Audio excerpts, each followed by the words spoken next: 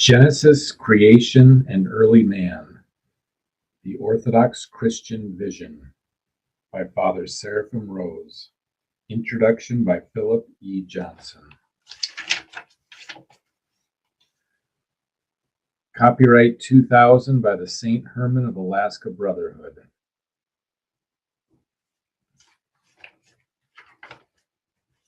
Editor's Preface.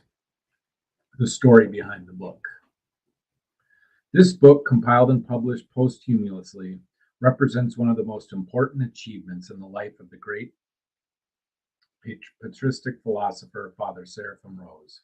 It is an exhaustive collection of all the relevant material, both from manuscripts and from transcriptions of tape-recorded lectures that Father Seraphim produced on the subject of Genesis and creation over the course of 9 years, up until his repose in 1982. As such, it can be used by the serious student of patristic philosophy as a compendium that may be referred to over and over again. But it is more than a textbook. Behind the posthumously gathered components of this book, there lies a story within the whole story of Father Seraphim Rose's life and work, which was always concerned with the ultimate meaning of the beginning and end of all things. It is our purpose here to tell that story. 1. The intellectual milieu of Father Seraphim's formative years. In the 1950s, when Father Seraphim, then Eugene, Rose, was attending high school and college in California, the theory of evolution was at the height of its prestige. Its ascendancy over all competing views of the origin of life in the universe culminated in the great Darwin Centennial Celebration at the University of Chicago in 1959, commemorating the publication of Charles Darwin's Origin of Species 100 years earlier. Scientists came from all over to share in the triumph, not only of scientific theory, but of worldview. As Philip E. Johnson writes, the participants in the Darwin Centennial were understandably in a triumphal mood. The prestige of science was never higher. Polio had been conquered by a vaccine. Atomic power seemed to promise abundant, cheap energy. Space travel loomed in the near future. Besides these technological achievements, science had seemingly established that a purposeless process of evolution was our true creator, and hence had dethroned the God of the Bible. The religious implications of this intellectual revolution were frankly emphasized by the most prominent speaker at the Centennial, the British biologist, philosopher, and world statesman, Sir Julian Huxley. Julian Huxley was the grandson of Thomas Henry Huxley, who was known as Darwin's Bulldog, because he was the most important early champion of Darwin's theory. T.H. Huxley had also invented the word agnostic to describe his own religious views. Julian Huxley, a zoologist, was one of the scientific founders of the neo-Darwinian synthesis, the modern version of Darwin's theory. He was also the promoter of a naturalistic religion called evolutionary humanism, and the founding Secretary General of UNESCO, the United Nations Educational, Scientific, and Cultural Organization. In short, Julian Huxley was one of the most influential intellectuals of the mid-20th century, and 1959 was the high water mark of his influence. Here are some excerpts from Huxley's remarks at the Centennial. Future historians will perhaps take the Centennial Week as epitomizing an important critical period in the history of this earth of ours, the period when the process of evolution in the person of inquiring man began to be truly conscious of itself. This is one of the first public occasions on which it has been frankly faced that all aspects of reality are subject to evolution, from atoms and stars to fish and flowers, from fish and flowers to human societies and values. Indeed, that all reality is a single process of evolution. In 1859, Darwin opened the passage leading to a new psychosocial level with the new pattern of ideological organization, an evolution-centered organization of thought and belief. In the evolutionary pattern of thought, there is no longer either need or room for the supernatural. The earth was not created, it evolved.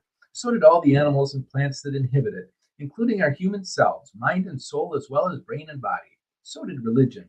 Evolutionary man can no longer take refuge from his loneliness in the arms of a divinized father figure whom he has himself created, nor escape from the responsibility of making decisions by sheltering under the umbrella of divine authority, nor absolve himself from the hard task of meeting his present problems and planning his future by relying on the will of an omniscient but unfortunately inscrutable providence.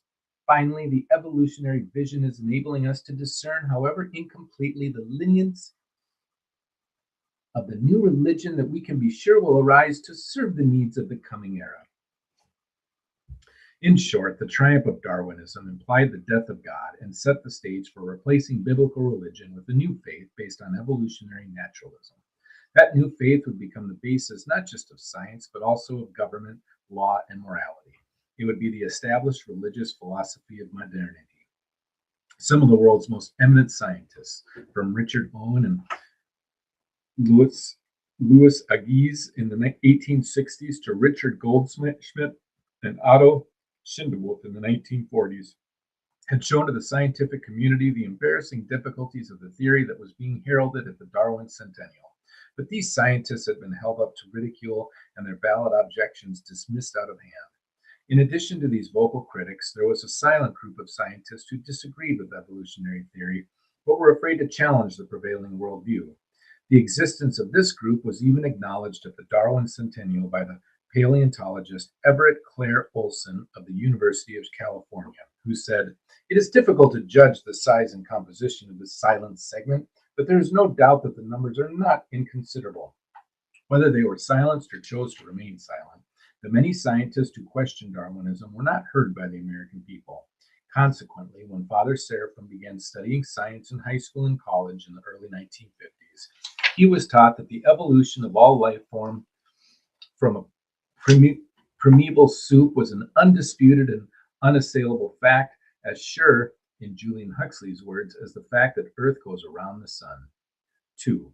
From the evolutionary worldview to the orthodox worldview.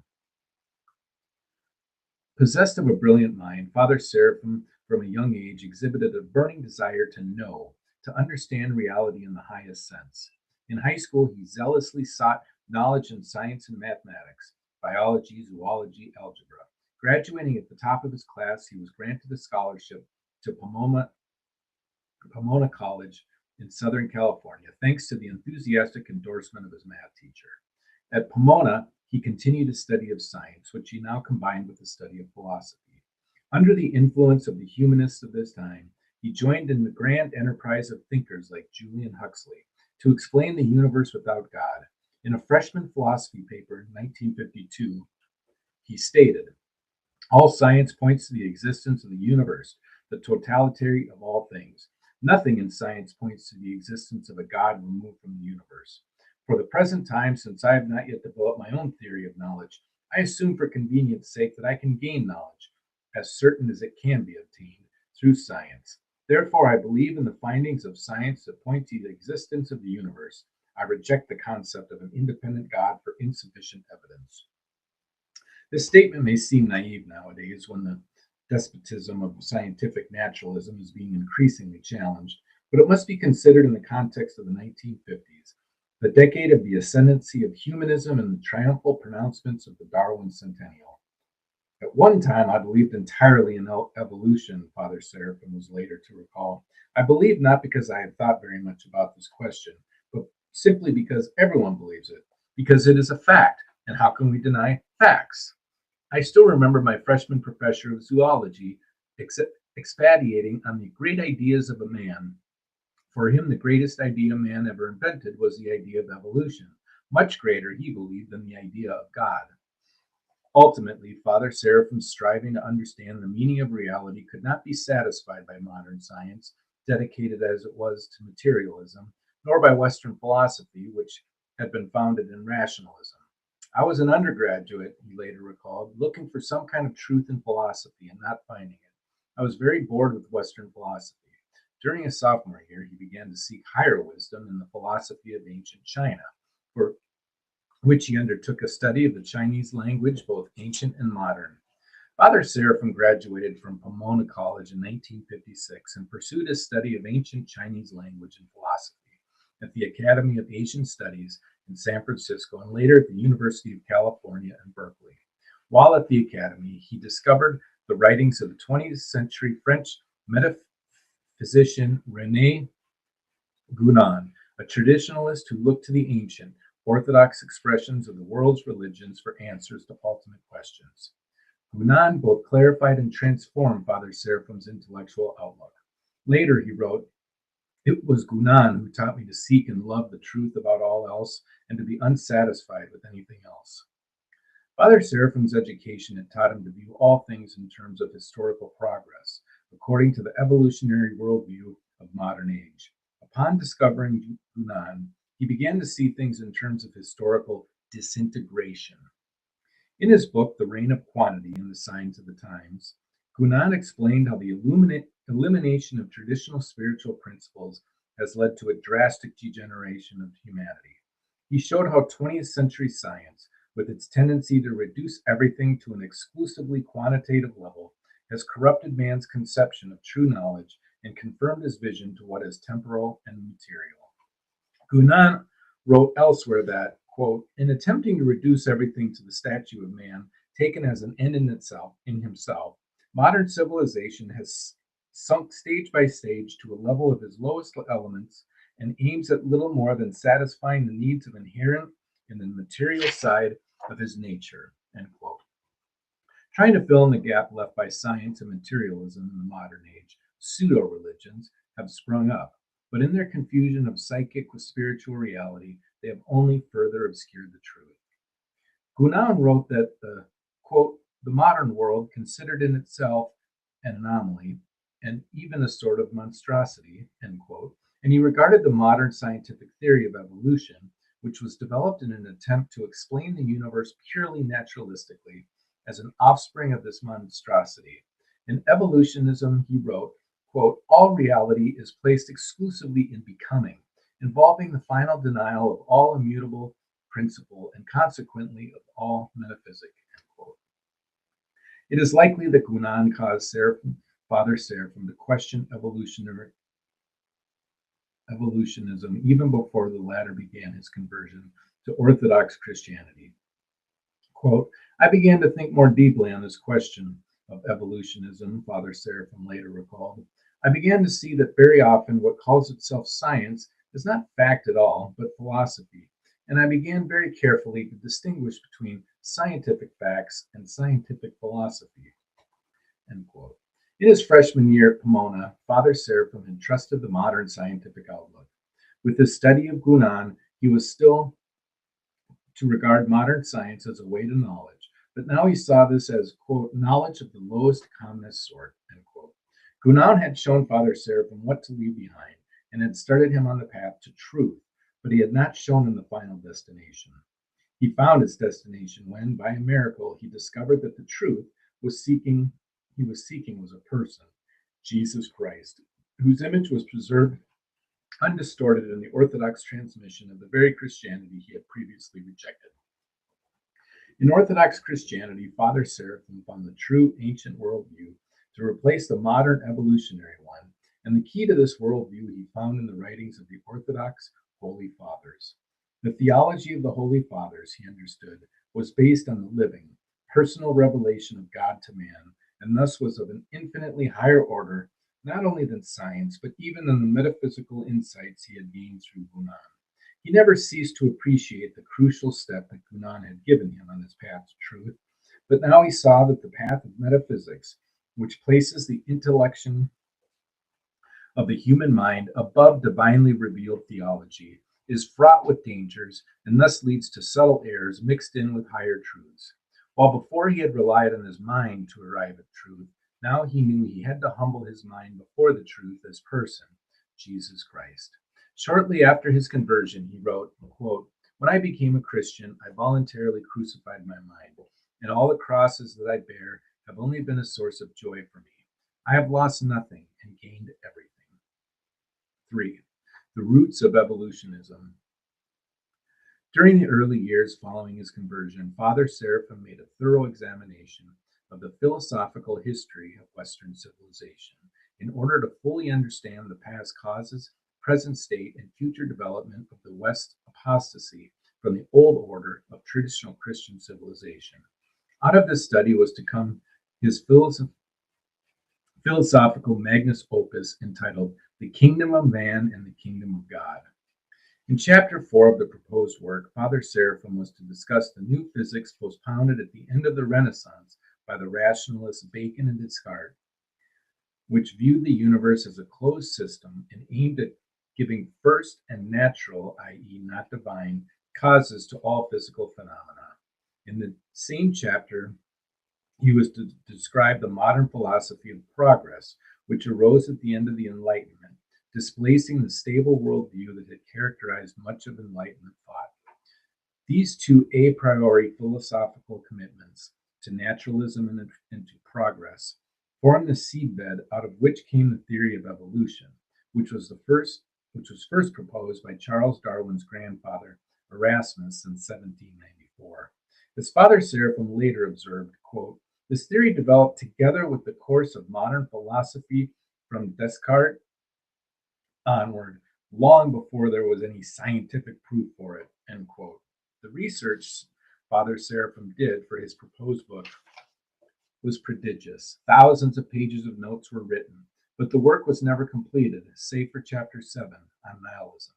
By 1963, along with his co-laborer, the future Father Herman, he was heavily involved in beginning an Orthodox Christian Brotherhood in San Francisco and opening the first city storefront in America that sold exclusively Orthodox materials. 4. The mind of the Holy Fathers. In the meantime, Father Seraphim's spiritual mentor, the saint and miracle worker, Archbishop John Maximovich, had begun a series of theological courses, which Father Seraphim attended several times a week for 3 years. Although Father Seraphim was an American convert and all the courses were conducted in Russian, he graduated at the head of the class. Among the many subjects covered, he was taught patristics by Bishop Nectari, a disciple of Optina Monastery, who later ordained him to the priesthood, and Old Testament by Archimandrite Spiedron, a clairvoyant elder and the closest man to Archbishop John. Here, in contrast to the rationalistic evolutionary ideas he had been taught while growing up, Father Seraphim learned the revelation of God himself regarding the creation of the universe and the nature of the first created world, as passed on through the scriptures and the God-bearing Holy Fathers throughout the centuries. Father Seraphim's instructors, Archbishop John, Bishop Nectari, and Father Spiridon, were themselves Holy Fathers of modern times, and thus Father Seraphim was able to receive the patristic transmission not only from books, but from living bearers of that transmission.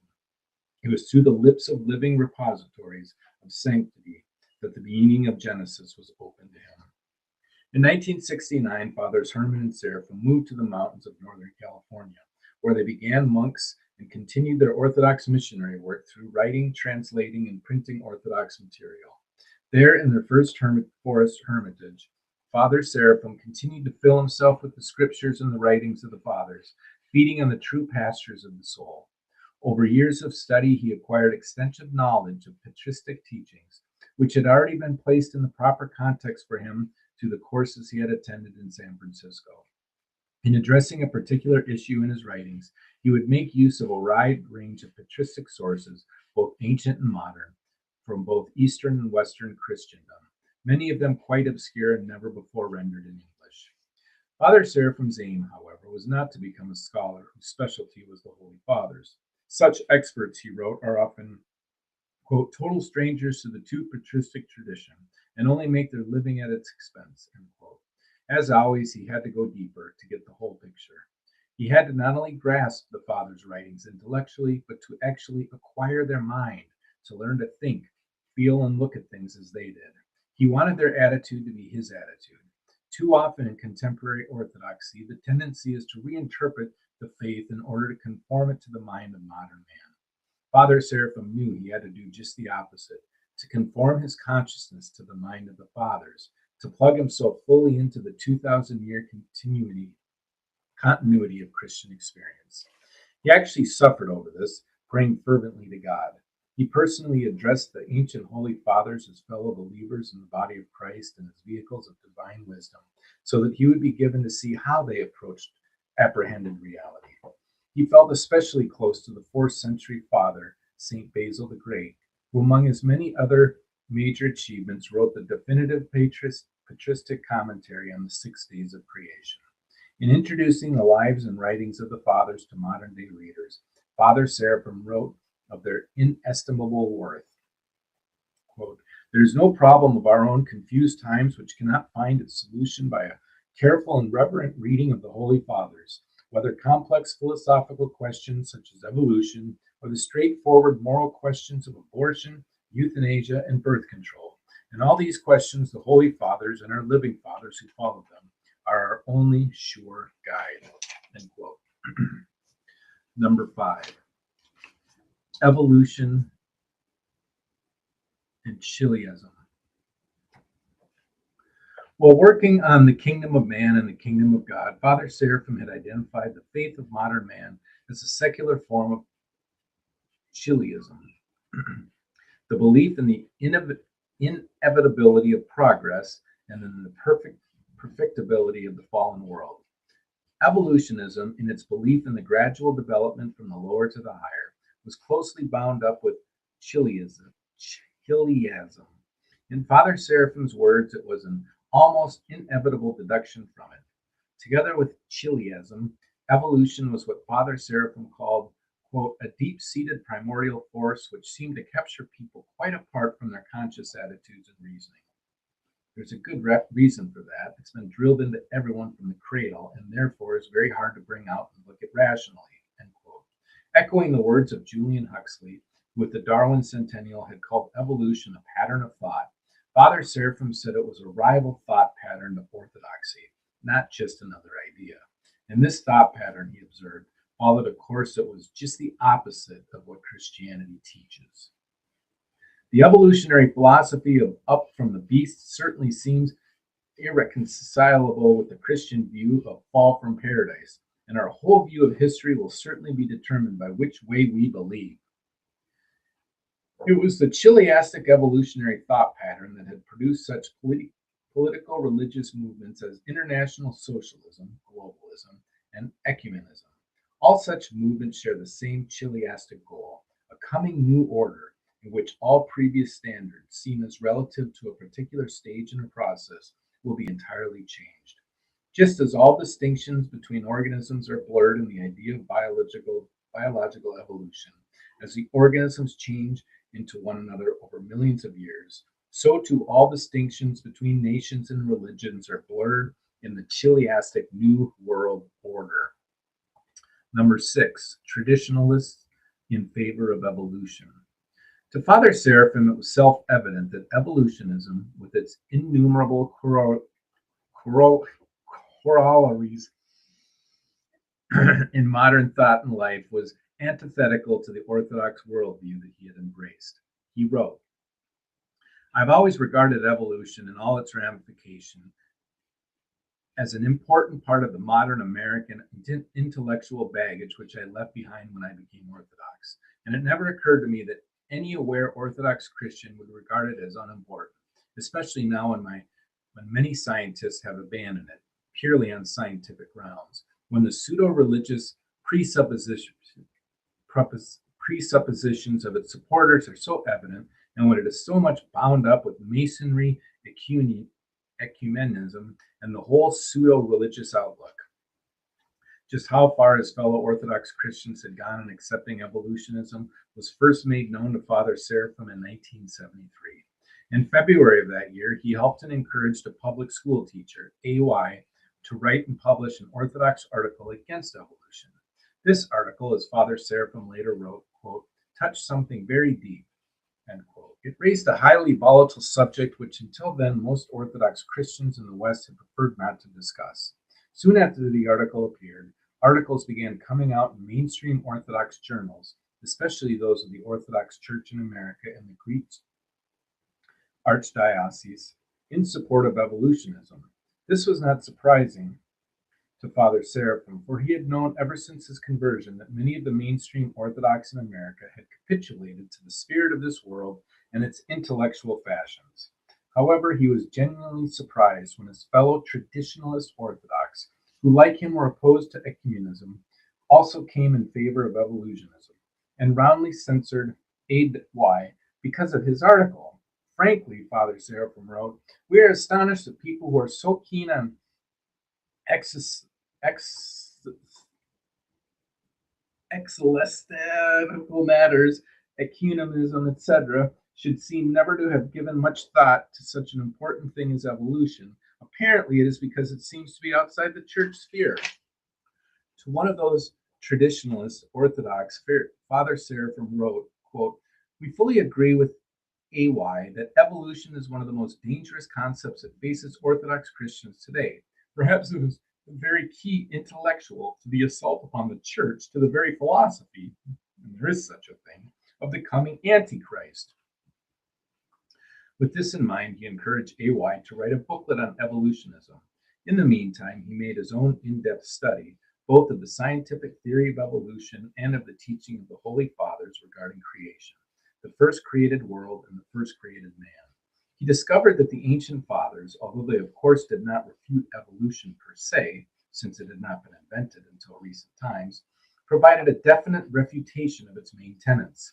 They spoke at length on the distinction between the kinds of organisms both at the time of their creation and afterwards, and were clearly against any philosophy that would confuse this distinction.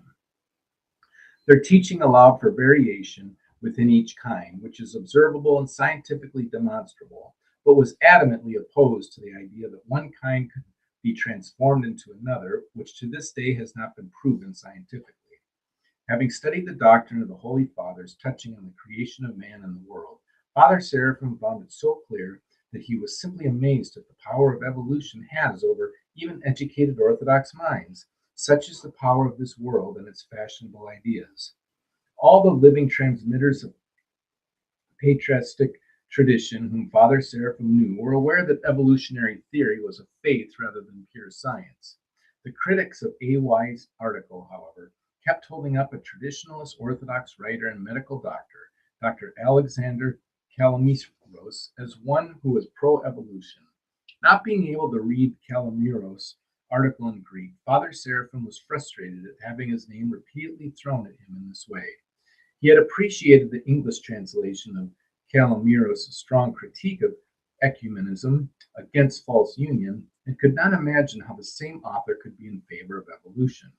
He wrote to Kalamiros asking his views, and the latter promised to send a detailed reply in English with quotes from the Holy Fathers. We look forward to this with open mind and some expectation, wrote Father Seraphim. We hope to receive a confirmation of our suspicion that he is quite wrongly used as virtually a proponent of evolution. Several months later, Father Herman and Seraphim received a 40-page epistle from Kalamiros. I must confess, wrote Father Seraphim, that it is shocking beyond our expectations, giving the evolutionary teaching quite unadorned and unqualified, complete with the evolved beast Adam, and he who denies evolution denies the sacred scriptures.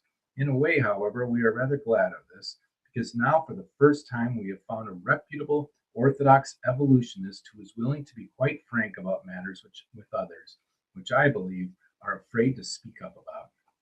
Father Seraphim put all his energy into composing a reply, which turned out to be as long as Dr. Kalamiros' letter. Father Seraphim's letter, a treatise actually, is a masterpiece of patristic thought, and we today can only be grateful that his correspondence with Dr. Kalamiros inspired him to write it. Up to today, it is the clearest, most complete patristic refutation of evolution ever written. Number 7, the scientific side of the question. By this time, the original idea of coming out with a booklet on evolutionism no longer seemed adequate to Father Seraphim. Now he and AY began to plan writing a complete book. Father Seraphim was to write about the patristic teaching on creation and early man, and also about the philosophical origins of evolution, while AY was to write about evolution as scientific theory and about Christian evolution. Our study, wrote Father Seraphim, is supposed to give a complete picture, which hopefully will clarify many minds. It certainly clarified my own mind, since previously I hadn't thought in detail on many aspects of the question. Father Seraphim's correspondence with Dr. Kalamiros had underlined for him the importance of being abreast with scientific discussions on the subject of evolution. Dr. Kalamiros had prided himself on standing superior to these discussions, since they were Western and thus not Orthodox. As Father Seraphim pointed out, however, the question of evolution can't be discussed at all if one doesn't have a basic grasp of the scientific side of it, the scientific proofs of it, as well as the broader philosophy of evolution based on it, Teilhard del Chardin, etc. By this, I don't mean that one has to be a scientific specialist in order to discuss the scientific side of the question. The scientific side is not the most important one, and specialists usually trip themselves up by concentrating too much on it. But if one isn't sufficiently aware of the scientific side, one won't be able to grasp the question in its full scope. One can't say with assurance, for example, whether man has been on Earth some 7 or 8,000 years, more or less, as the fathers often say, if one is totally ignorant of the principles of radiometric dating, geologic strata, etc., which prove that man is 1,000,000 years old. And such knowledge is not esoteric at all. The basic principles of radiometric dating, even to show its strong and weak points, can be explained in a rather short article. This is just a sample to show that to get anywhere in this question, one must have a basic layman's awareness of the scientific evidences for and against evolution. If one is reasonably objective and not out to prove one's point at any cost, such questions need not arouse passionate debates. As a basic principle, of course, we must assume that scientific truth, as opposed to various opinions and prejudices, cannot contradict revealed truth if only we understand both correctly. During the first half of the 20th century, as we have seen, scientists were loath to question the evolutionary model. They would test every hypothesis save that one, or on it everything else. All their classification of data rested. Those few scientists, including some very important ones who dared to undermine this dogma, were considered heretics and were blacklisted. When Dr. Calamiros was going to school in the 1950s, it was not only unfashionable, but positively anathema not to believe in evolution, and hence his attempt as a patristic scholar to make the ancient fathers believe it as well. After the 1950s, this situation began to change. One by one, the silent dissenters mentioned at the Darwin Centennial began to surface. Reputable scientists began raising serious doubts about evolution, and there were just too many of them to be silenced. New advances in the hard sciences of molecular genetics, embryology, etc., were making it very difficult for scientists to reconcile their data with neo-Darwin model. Scientific books came out which were critical of Darwin's theory, including Implications of Evolution, 1961, by G.A. Kirkut, professor of physiology and biochemistry at the University of Southampton, England, and L'Évolution du Vivant, 1973, by Pierre P. Grasset, one of the world's greatest living biologists and ex-president of the French Academy of Sciences. Dr. Grasset ended his book by issuing this devastating indictment of Darwinian evolution. Quote, through use and abuse of hidden postulates, of bold, often ill-founded extrapolations, a pseudoscience has been created. It is taking root in the very heart of biology and is leading astray many biochemists and biologists who sincerely believe that the accuracy of fundamental concepts has been demonstrated, which is not the case. In spite of such statements by mainstream scientists, the debate as to whether evolutionary theory was a pseudoscience remained for the most part within the walls of the scientific establishment. It was still not known to the public. As far as the American public was concerned, evolution was still just as much an incontrovertible fact in the 1970s as it had been in the 1950s, when both Father Seraphim and Dr. Calamiros had gone to college. People wishing to learn what was really happening in the scientific community would have to familiarize themselves with specialized books and journals. In his sincere desire to know what modern science had to say about evolution, what was actually proved and what was speculation, Father Seraphim studied the mainstream scientific literature as well as popular treatments of the proofs of evolution and human origins. He also spoke to scientists working within the prevailing establishment who told him that many of the evolutionists themselves admitted that there were not actual proof for it, but that it makes more sense, or the alternative is unthinkable, i.e., God's creation. For a true scientist, they maintain, The pure theory of evolution is a convenient means of classifying, and another model equally scientific would be just as acceptable. Through his studies and personal contacts, Father Seraphim, although he possessed no scientific degrees, became more abreast of the current status of evolutionary theory than Dr. Calamiros. Assuring Dr. Calamiros that he was not against science, he wrote to him, quote, you seem to be unaware of the great mass of scientific literature in recent years, which is highly critical of the evolutionary theory, which talks about relegating it to poetry and metaphors instead of scientific theory. Professor Constance, professor of botany at the University of California, Berkeley, or even deny its validity altogether. If you wish, but it is quite pointless, I could indeed compile a list of hundreds, if not thousands, of reputable scientists who now either disbelieve in evolution entirely or state that it is highly questionable scientific theory. End quote. In his studies, Father Seraphim appreciated the work of the scientific creationists, a group of Protestant Christians who were also professional scientists. The creation science movement had been catalyzed in America with the publication of the seminal textbook, The Genius Flood, by Dr. Henry Morris and Dr. John Whitcomb in 1960, only a year after the Darwin centennial. And its growth had previously coincided with the growing doubts about evolutionary theory within the scientific establishment. From its inception, its strategy was to emphasize not how much evolution contradicts the Bible, but how much it contradicts scientific evidence.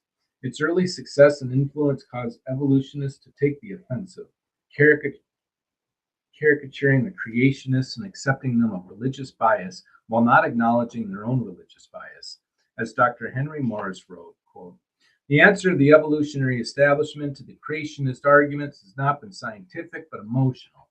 Intimidation is evidently the game plan. The ACLU files or threatens to file lawsuits whenever a two-model creation-evolution approach is considered in a school district. A veritable stream of anti-creationist tirades have poured forth from the liberal news media as well as the journals and books of the educational scientific establishment. Evolutionists publicly gloat over the mere suggestion of a misquotation or misrepresentation which they can discover in the copiously documented creationist literature, while their own writings are saturated with out-of-context quotes and flagrant distortion of the creationist arguments, end quote. Thus, by the time Father Seraphim was making an in-depth study of this subject in the early 1970s, the creationist movement had been made an object of ridicule in the public mind. Father Seraphim himself was at first somewhat skeptical about the movement, not because he was swayed by public opinion, in which he had absolutely no trust, but because he saw the movement as being based on the rationalistic, common sense, scriptural interpretation of Protestantism rather than on the divinely revealed interpretation of the Orthodox Holy Fathers. However, when he actually studied books by leading scientific creationists, in particular the Genesis Flood and Scientific Creationism, both by Dr. Henry Morris, he was impressed by their careful research and sober, thoughtful presentation. Their presentation of the creation model, he wrote, is a promising approach to a more objective view of the whole question. Father Seraphim looked to scientific creationists not to resolve questions of theology and philosophy. For these questions, of course, he turned to the Holy Fathers as well as to traditional Orthodox philosophers, such as Ivan V. Karovsky, Bishop Ignatius Brian Chenov, and Constantine Leontiev. Rather, he used the work of the scientific creationists exclusively to deal with questions raised by modern science in order to support the teachings he had already found in patriotic theology. Although these scientists indeed lacked the patristic understanding of the nature of man and the first created world, and in general the whole patristic field of commentary on Genesis, their books presented facts which pointed to the fixity of the kinds of animals, the global flood, and a relatively recent creation, all of which Father Seraphim found stated unequivocally in the writings of the Holy Fathers.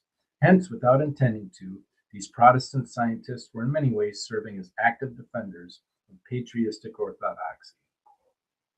Father Seraphim's respect for this courageous group of scientists only increased when he made contact with the Institute for Creation Research, located in his hometown in San Diego. He subscribed to their newsletter, Acts and Facts, often discussing interesting new articles with the brothers at the monastery. Frequently, he referred his fellow Orthodox Christians to the many books put out by the Institute, beginning with the introductory work, Scientific Creationism. Number 8, The Survival Course and the Course on Genesis. The book that Father Seraphim planned was never finished. A.Y. sent rough drafts of his own sections to Father Seraphim, which the latter revised and augmented with his own writings, even sending it to a professor of natural sciences for review, but still the book remained in a rough and fragmentary state. In the meantime, however, Father Seraphim continued to do research, write, and speak on evolution and the patristic view of creation. In the summer of 1975, with the aim of giving pilgrims to the monastery a foundation in orthodoxy, Father Herman and Seraphim held a 3-week course, naming it New Balm Theological Academy. Father Seraphim gave a series of lectures on the development of Western thought, from the Great Schism to the present. For all the talks, he wrote extensive outlines, organizing the vast historical and philosophical research he had done for the kingdom of man and the kingdom of God. This was the ripened fruit, not only of that early research, but also of his rich store of experience as an Orthodox Christian. He was now much better equipped than before to present his knowledge in a way that would have a practical application to the lives of contemporary people.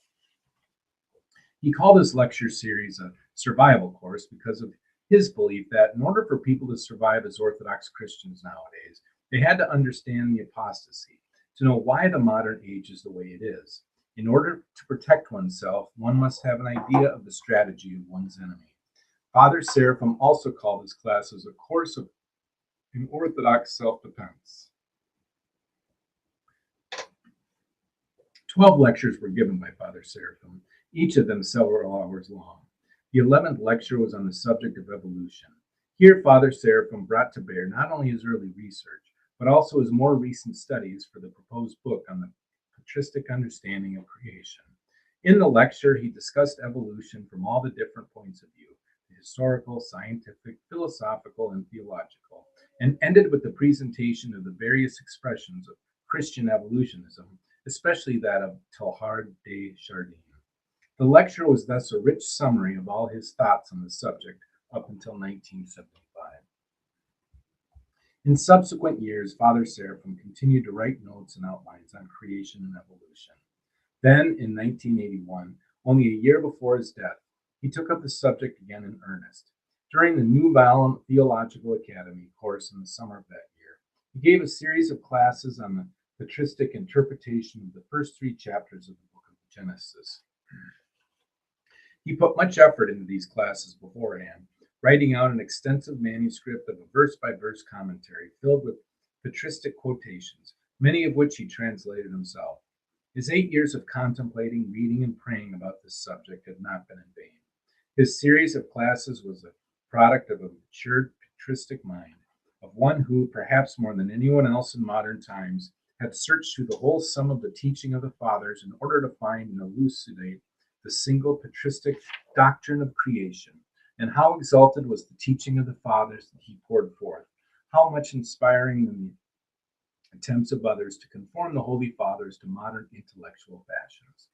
At the next Academy course in the summer of 1982, Father Seraphim continued his commentary on Genesis, this time discussing the 4th to the 11th chapters. Within 2 weeks after finishing these classes, he unexpectedly fell ill, and within another week, he reposed in the Lord. His patristic commentary on Genesis, therefore, was the last achievement of his life. Number 9, the plan of the book. In Father Seraphim's early plans for the proposed book, he thought it best to begin with a discussion of evolution first, showing that it has no coercive scientific evidence to support it, and then to present the patristic understanding of creation. At that time, he thought that this was necessary because, before people could even take the patristic teaching seriously, they had to understand what they had learned all their lives about the undisputed fact of evolution was in fact disputed. At the end of his life, Father Seraphim thought differently. In his last stated plan of the proposed book, he said it should begin with the patristic commentary on Genesis, his 1981 and 1982 lecture series, which would be followed by a discussion of evolution.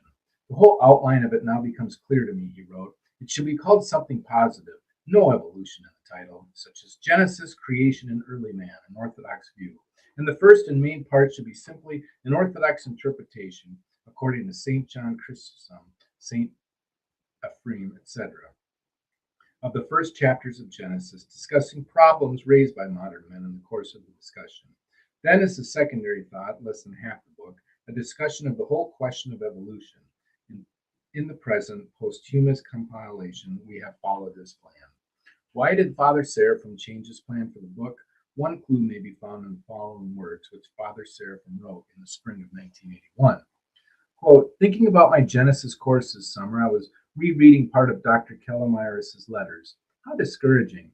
One loses all inspiration to get tangled up in the subject, seeing how he handles it. Anyone who is really converted to Christianity will surely begin to rethink his whole intellectual outlook, won't he? Isn't the real problem that Dr. Kellamiris and others are intellectuals who haven't fully converted or have thought their intellectual baggage with them into orthodoxy?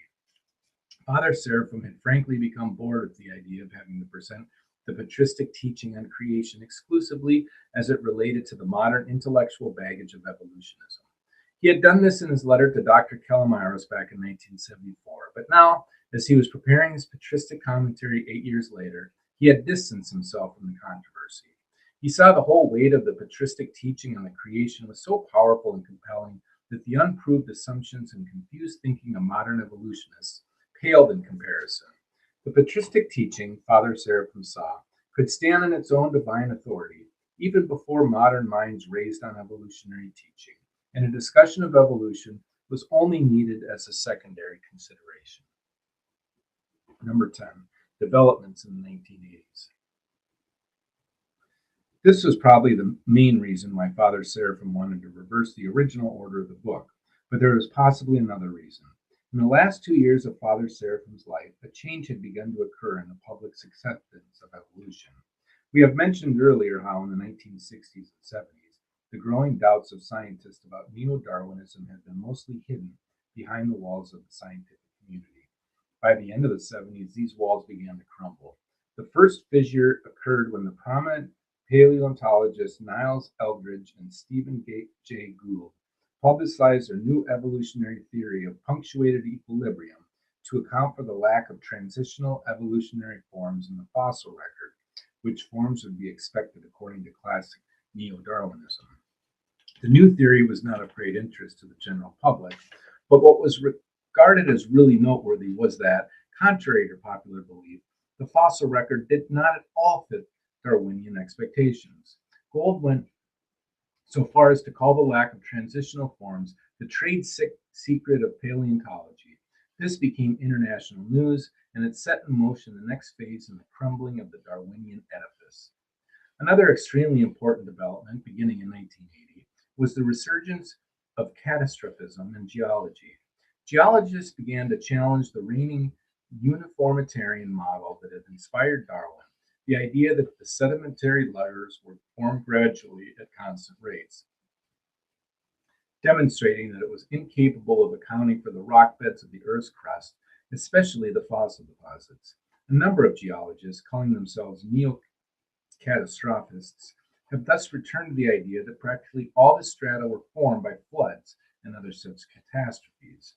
Although they reject biblical catastrophism and retain the standard evolutionary uniformitarian framework of billions of years, these non-creationist geologists have offered a secular confirmation of what flood geologists such as Henry Morse have been saying for years. In the years following St. Seraphim's repose in 1982, new developments have continued to be seen. More non-Christian, non-creationist scientists have made known the fact that the neo-Darwinian theory does not account for the new data in the fields of geology, paleontology, astronomy, genetics, physics, biochemistry, and other sciences. Some are looking for a new model, though they hardly know where to turn. It is, of course, too much to assume they will all turn to the creation model, since, as Father Seraphim pointed out, neither creation nor evolution can be conclusively proved. Both are a matter of faith and philosophy, of a choice of presuppositions. A number of good books have come out since Father Seraphim's death, which have helped to bring the fallacies of neo-Darwinism into public view. In 1985, there appeared a book by Australian molecular biologist Michael Denton, Evolution, a Theory in Crisis, which offered a systematic critique of the current evolutionary model from a variety of scientific disciplines. From his own specialty, Denton showed that the discoveries of molecular biologists are casting more and more doubt on Darwinian claims.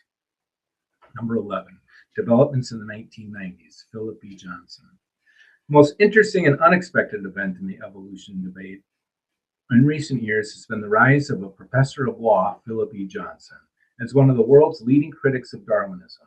Johnson, who has taught law at the University of California, Berkeley for nearly 30 years, says that one of his specialties is analyzing the logic of arguments and identifying the assumptions that lie behind those arguments. In 1987, in reading the arguments for evolution in Richard Dawkins' book, The Blind Watchmaker, he noticed that they were based on rhetoric rather than hard science. I could see, he recalls, that Dawkins achieved his word magic by the very tools that are familiar to us lawyers. I picked up one book after another and became increasingly fascinated with the obvious difficulties in the Darwinian case, difficulties that were being evaded by tricky rhetoric and emphatic repetition. Johnson also noticed the way his scientific colleagues responded when asked hard questions about Darwinism. Quote, instead of taking the intellectual questions seriously and responding to them, they would answer with all sorts of evasions and vague language, making it impossible to discuss the real objections to Darwinism. This is the way people talk when they're trying very hard not to understand something. Another tip-off was the sharp contrast I noticed between the extremely dogmatic tone that Darwinians use when addressing the general public and the occasional frank acknowledgments in scientific circles of serious problems with the theory. It was an enormous shock to me getting into this to see, in fact, how bad the reasoning really is, how illogical the whole scientific field of evolution is, and how resistant the scientists are to having any logic brought into it. So I felt like there was a real opportunity for somebody outside of science whose interest was in good logical thinking rather than promoting any one particular set of solutions, and that's the mission I've been on ever since. Biologists who spend their lifetime studying biology will be legitimate authorities, obviously, on the details of what they've learned in that investigation. And an outsider can't really challenge that. But an outsider definitely can challenge their thinking, particularly when it turns out that they believe in what they believe in, not because of what they know as biologists, but in spite of what they know as biologists. It's a philosophical movement based on materialism. So that's a thinking issue, and it's really more within my discipline than it is within theirs. In 1991, Professor Johnson came out with the book, Darwin on Trial. His clear-headedness in cutting through the rhetoric of Darwinism and exposing the logical foundations of the controversy quickly won him the respect of creationists and non-creationists alike, and also the ire of the die-hard evolutionists who to this day have not succeeded in refuting a single one of his arguments. Johnson's work has inspired more scientists to come into the open with their own hard questions about evolutionary theory. The most well-known among these is a professor of biochemistry, Michael Behe, who in his 1996 book, Darwin's Black Box, shows that the astonishing new discoveries of biochemistry cannot be accommodated by any form of Darwinism. He presents evidence from his field that interdependent biochemical machines must have been designed, although not being a creationist, he does not positively identify the designer. In 1997, another thought-provoking book landed a strong blow against Darwinism, not by chance, by Dr. Lee Spettner. An Israeli biophysicist and expert on genetic code, Spettner has spent 30 years researching the possibility of evolution on a genetic level. He not only shows why random mutations will never produce the changes that evolutionarists claim, but also offers a new scientific avenue for investigation how variation occurs within the strict genetic limits of each kind of organism. The following year saw the publication of yet another major contribution, The Design Interference by William A. Dembski, a professor of mathematics and philosophy, and a recent convert to Orthodox Christianity. On the basis of mathematical probability, Dembski demonstrates conclusively that undirected natural causes cannot account for biological complexity. As such contributions continue to be made, Professor Johnson uses them to advance the case for a creator. Within his background in political theory, he is a careful strategist. He sees his work and the work of others like him in terms of a wedge strategy. The idea, he says, quote, is that you get a few people out promoting a new way of thinking and new ideas. It's very shocking and they take a lot of abuse. The thing is that you have to put people that talk a lot about the issue and get it up front and take the punishment and take all the abuse, and then you get people used to talking about it. It becomes an issue they're used to hearing about, and you get a few people, a few more people, and a few more, and then eventually you've legitimized it as regular part of the academic discussion. And that's my goal, to legitimate the argument over evolution, and particularly over the Darwinian mechanism and its supposed creative power, to legitimate that as a mainstream scientific and academic issue. As soon as we can do that and put the spotlight on it, then everybody knows there's no evidence. So we can't lose the argument. We're bound to win it. We just have to normalize it, and that takes patience and persistence. And that's what we are applying. End quote. Professor Johnson is also an admirer of Father Seraphim and is sought to make Father Seraphim's life and work more widely known. We are grateful for his introduction to the present book.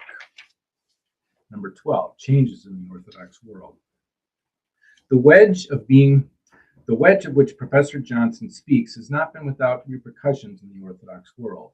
In 1998, the Christian Activist, a popular Orthodox journal that reached 75,000 Orthodox Christians of all backgrounds, published an article by Dr. Kalamiros, who had recently proposed, which claimed that modern evolutionary theory was compatible with Orthodox Christianity.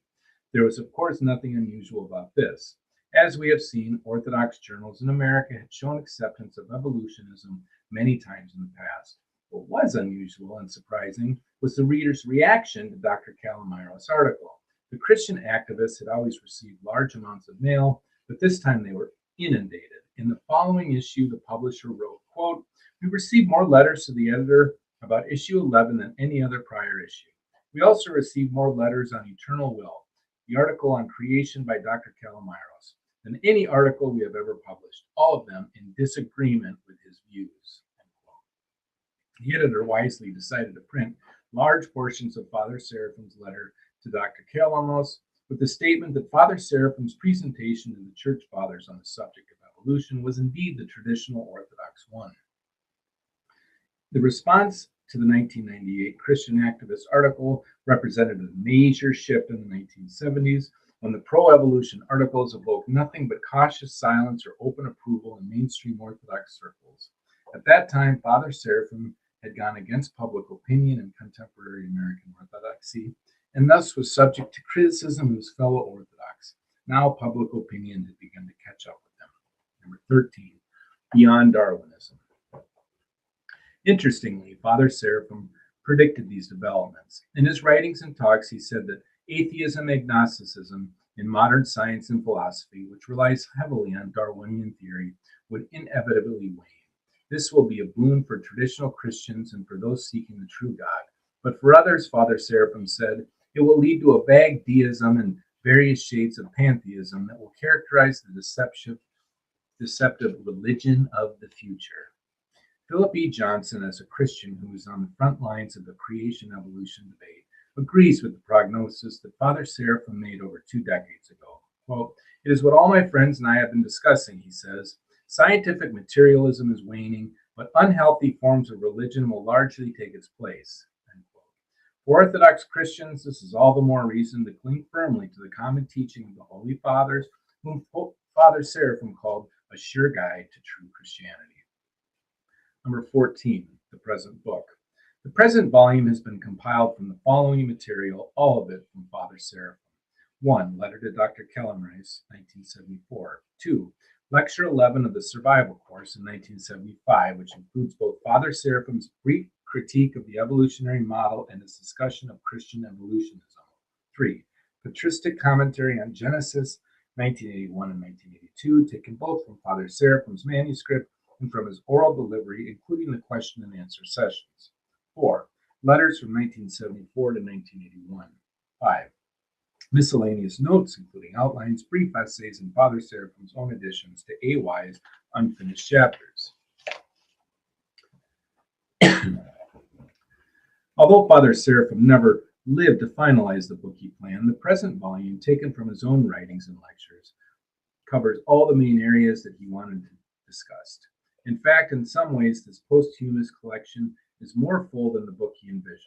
For example, some of Father Seraphim's most interesting theological observations are found in the tape transcriptions of his question and answer sessions, part 4, and some of his most concise and penetrating thoughts about evolutionism are contained in the selections from his letters, part 5. Father Seraphim's discussion of the scientific side of the creation evolution issue does not present as a full treatment as he had envisioned for the book, nor is it fully up to date.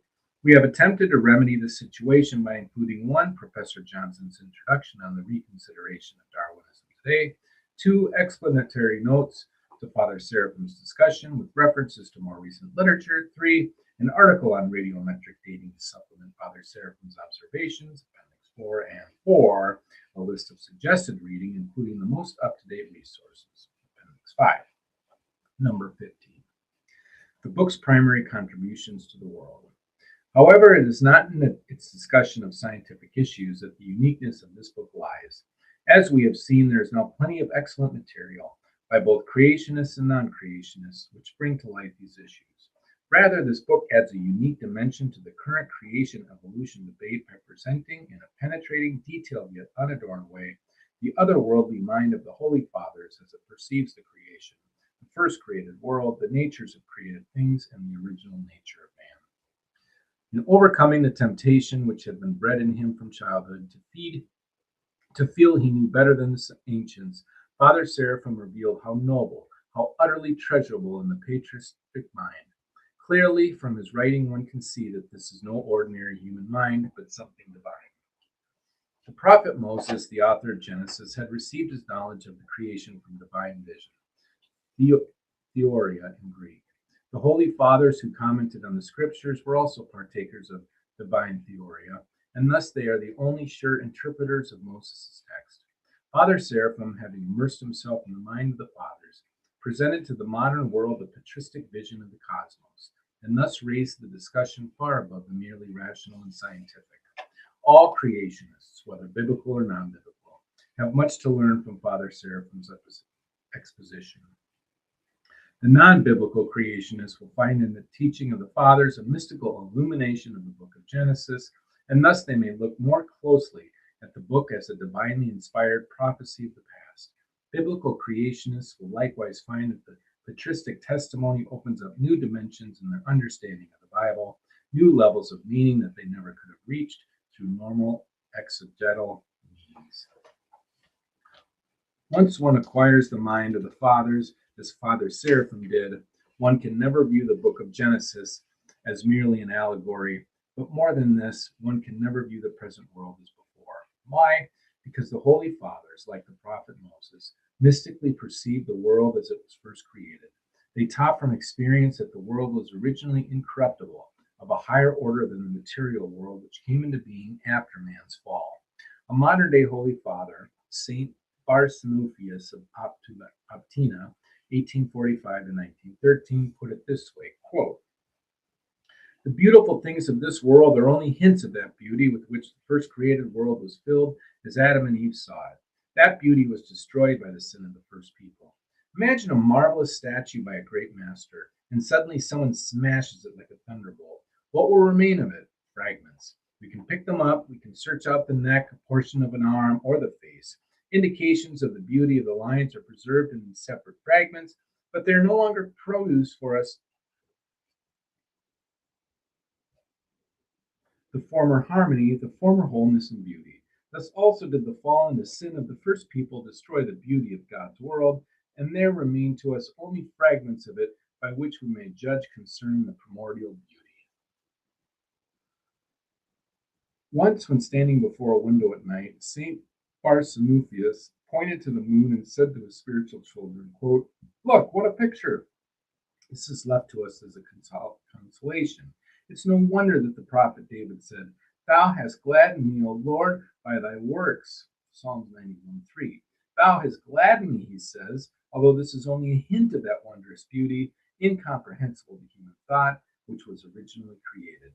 We don't know what kind of moon there was then, what kind of sun, what kind of light. All this changed after the fall. End quote. The Holy Father's vision of the first created world was at the same time a glimpse of the future age. As Saint Barsanuphius said, quote, "There will come a time of worldwide cataclysm, and the whole world will burst into flame. The earth and sun and moon will burn, everything will vanish, and a new world will rise up, more beautiful than one than which people contemplated. Then will begin eternal, joyous life, total blessedness in Christ.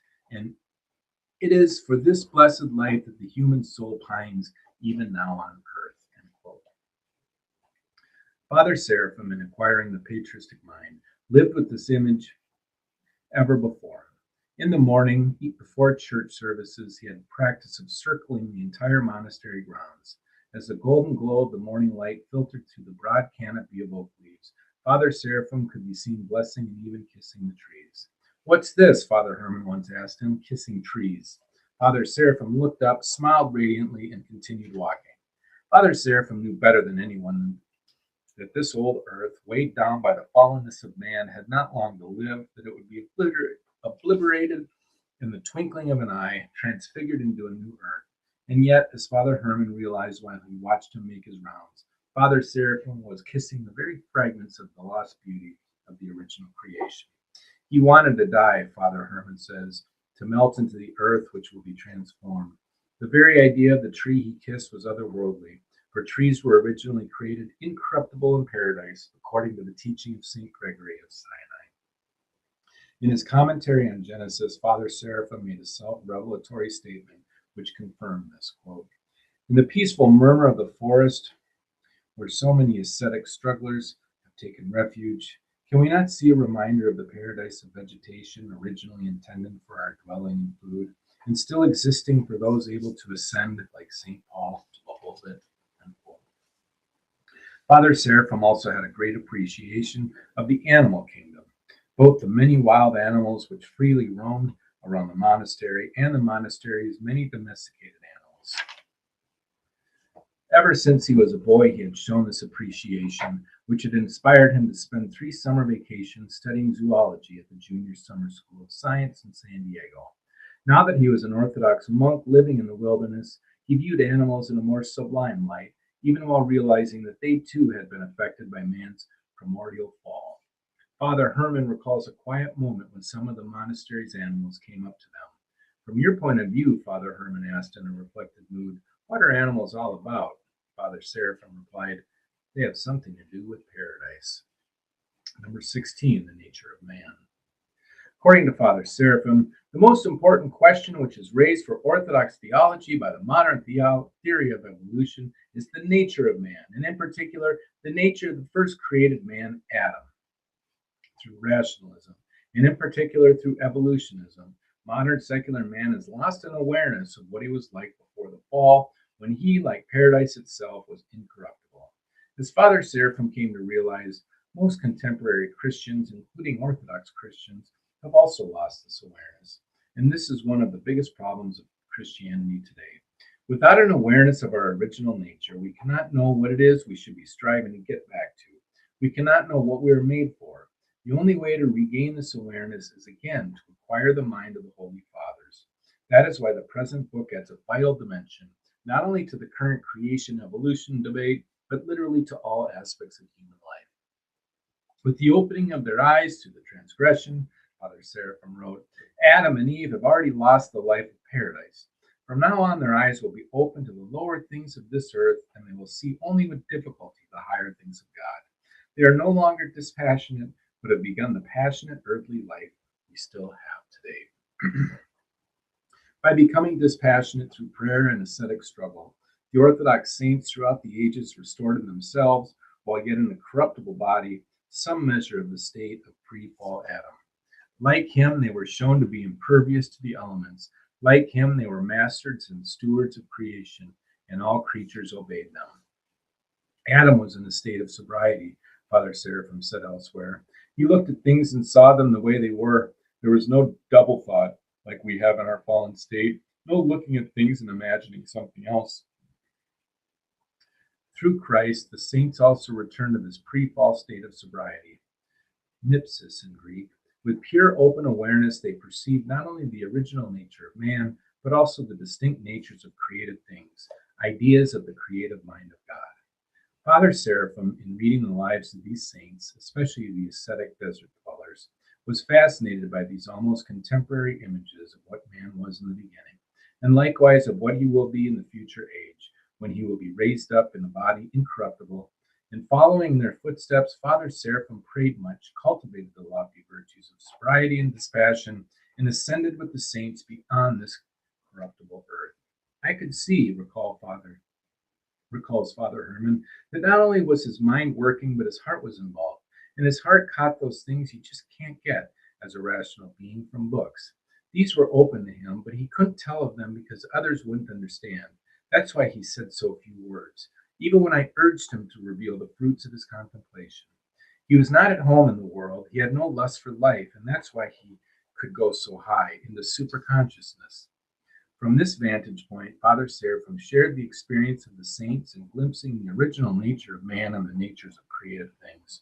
Thus, he saw evolution as untenable, not only because the Holy Father said so, although for him that was reason enough in itself, or because there was no true scientific evidence for it, but also because he recognized through the light of inner sight that evolutionism abolishes man's original nature, takes away man's awareness of paradise and his fall from it, and destroys the divinely established distinction between the natures of created things.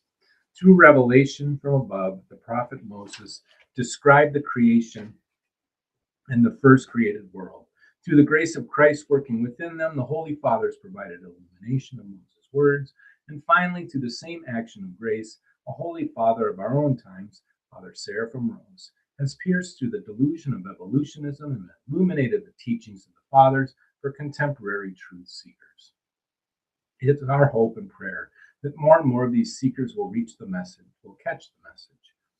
Through the work of people like Professors Johnson, Spettner, and Dembski, they can see that, at the very least, evolution has not been proved, nor is it provable. Through the work of the scientific creationists, they can examine the great mass of scientific evidence that points to the veracity of Genesis as a historical account. And then, through the Holy Fathers of the Orthodox Church, they can raise their minds and hearts above this fallen, corruptible earth. From there, they will view the world and themselves as they are in truth and as they are meant to be. Huron monk, Damascene, St. Herman of Alaska Monastery, commemoration of St. John Maximovich, June 19th, July 2nd, 1999. And that ends the editor's preface for Genesis, Creation, and Early Man, the Orthodox Christian Vision by Father